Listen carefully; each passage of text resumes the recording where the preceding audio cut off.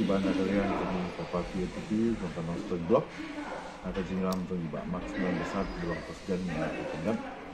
Ina kalian tu ni kapati itu napo jangka nostalgia konsensi nyai kani ka kubor bahas kita ba kepat ya kita ba jangka nostalgia konsensi bahas kani kenti dua mata ini ai ya kata jingkasan kopura ya kapati NTP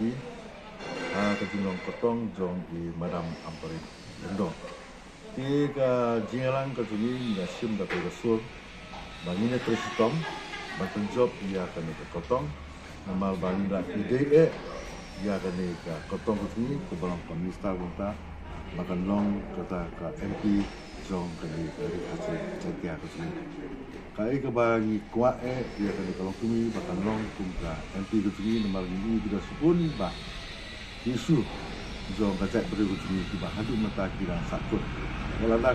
kalian jong ka state government di apas ya di official resolution di hadu mata ampala bangkat mereka muka nama omdon bamuk omdon bakisnyo kita kisu apa jong parlimen kecil. Di halo katakan nurim nak kalian tu ni ngikerpat kita iba lagi kuat ya kacing kelah dari bang ai ya kejibisan ya kan ketong cokap yang betul betul malah ni ketong sini ke job midon ya kata kajing school scam maka ni ketong tu sini kasalah tak ulong ya dua pun ba kajing doa tiba kum kajak betul doa matunyo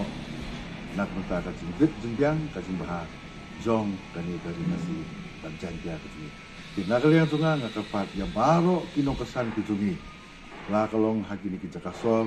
dia lah kalong tidak kano gendong, bangin ya ai ya kabut ke cumi, mantap ha kapati MPP,